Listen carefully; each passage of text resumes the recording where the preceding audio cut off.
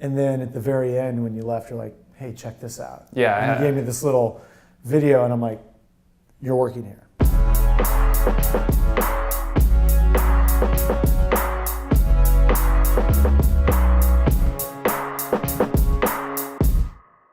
You know, that's something else I was going to talk to Sandy about was if she doesn't have video testimonials already, find some people she sold some houses to and have them do video testimonials really in their house. Because I think we've all seen like the real estate testimonial where it's like, hey, we bought this house. But like if you get the selfie video from the homeowner being like, this is the house, like this is my favorite part right here, I think would be. So she's looking for people to sell their house. So good catch, right? So we actually need to get selfie videos from the people she sold houses for. Absolutely. And then perhaps they could still be in their new house and be like, I wouldn't have had this without Sandy, or I wouldn't be here in the Bahamas if she didn't help me sell this house. Or Connect both sides of that equation. Is it better with or without her in the video? Without. Okay. Without. Yeah. She doesn't need to be. Yeah, there's no strategic advantage of having her in the video. When you have people like in the video with a testimonial, it's like, I have to say something. There's a gun off. Yeah, exactly. There's just like a gun, you know, like say something good. This is the kind of boring stuff we got to do to make the magic happen. Got some bad news and some great news. So we have a client that we just canceled on that's very mad at us. And a lot of this I take full responsibility for. And it's because we canceled, and I didn't have a system set up in place to make sure that didn't happen, basically. It's just put us in a really bad position for somebody that spent a sizable amount of money. We're going to handle the situation that happened this weekend. In fact, I think we're going to even make it better. So we're going to make this into a win, all right? We're trying to make the case that one person can do this, right? And that they can come up with their own ideas, execute on them, and put it out. Therefore, since we are a team of 7 of us, I feel like we could be doing more on social. Because we've been coming out with a lot of original content, but there's a lot of ways to find what content people are already searching for, right?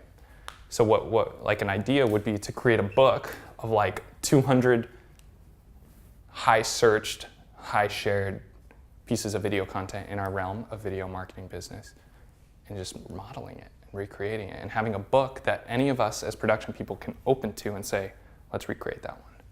Do we need Nick for it? Do we not? Do we need Catherine to talk about this? Do we need Ruben to talk about the marketing? Like, you can source the team. We're all experts in our own realms. So you can look at these books. Same with written. You can have a big book of written articles. We just rewrite them. The point is, like, people are already searching and sharing this shit. Let's take it all over. Let's take it all. Anybody who's talking about this shit, let's take it. So yeah, that's like an example of creating a stream of good social media content. Me and Catherine hopped in here yesterday for what? 20 minutes, had an interview. That interview was broken into 3 videos by Anthony, written by her in blog form. We're gonna tap into Neil for the photos. Now 20 minutes of my time has turned into 3 blogs, 3 different posts, 3 videos. Like, dude, talk about streamlining a situation. You know, so like these are the types of ideas I'm talking about.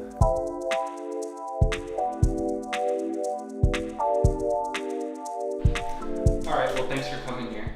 You know, I moved here in late December, like a day before Christmas. I moved to Santa Barbara early January. I started walking around State Street and just getting to know businesses. And one day I walked into, and feel free to interrupt me when you have something to add here, but I walked into Impact Hub and offered you guys to shoot a free video. You guys. That was more than that. You walked in, you kind of observed. Yeah. You secretly took shots. You know, I had no idea you were filming. And then at the very end, when you left, you're like, hey, check this out. Yeah. And you gave me this little video, and I'm like, you're working here. Yeah. Period. You know, it was the end of the story. Yeah. So I remember I came back the next week. You were like, we need to sit and talk. Yeah.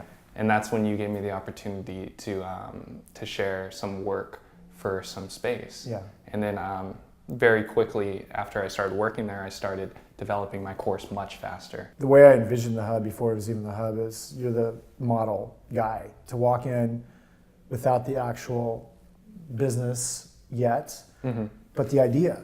And the idea was so crisp and clear, and like I knew that the talent was there right away. That I was just like, this is what the hub is. The hub has always been here. The hub is you. Yeah. The hub is the people that are under this roof.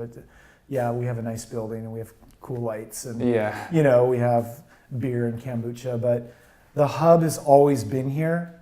All we did was create this little energy zone to have these creative people be under one roof and make shit happen. Yeah, exactly. That's all it is. Here with Dan Farrick. We just finished up our little video interview for the funnel.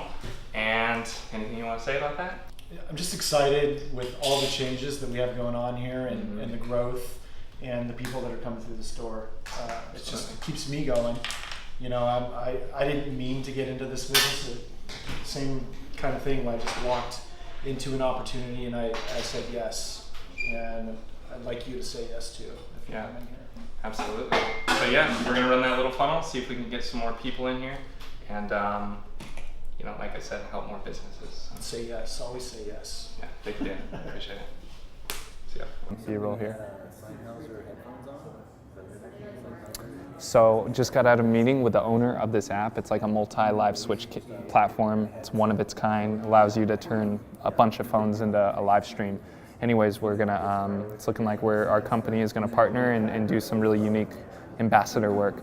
But yeah, so super excited about that, and then getting some time to work on some trainings, and yeah, it's just a good solid day today. So, as a business owner, what helps you make decisions moving forward? Oh, okay. With your Got it. Yeah. So, you know, as we move forward on our mission of helping business owners go visual, since we have that mission, then, you know, it's easy to find the bottlenecks. Like, where are we messing up? And based off where we're messing up is where I route our resources and decision making, right?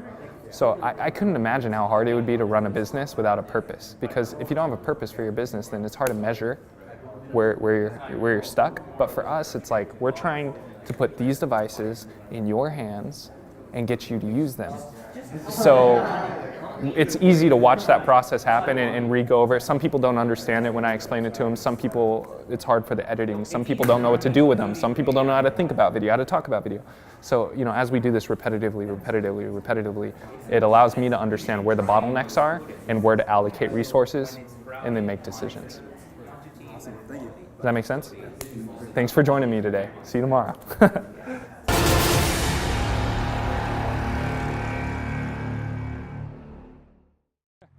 Hey guys, thank you so much for watching this episode of The Visual Life. To check out another episode, go right there. If you want to subscribe, if you haven't subscribed, come on, click right there. And if you want to check out all of our stuff, our platforms, our blogs, everything we do, our website is right there. Thank you guys so much, and I'll see you next time.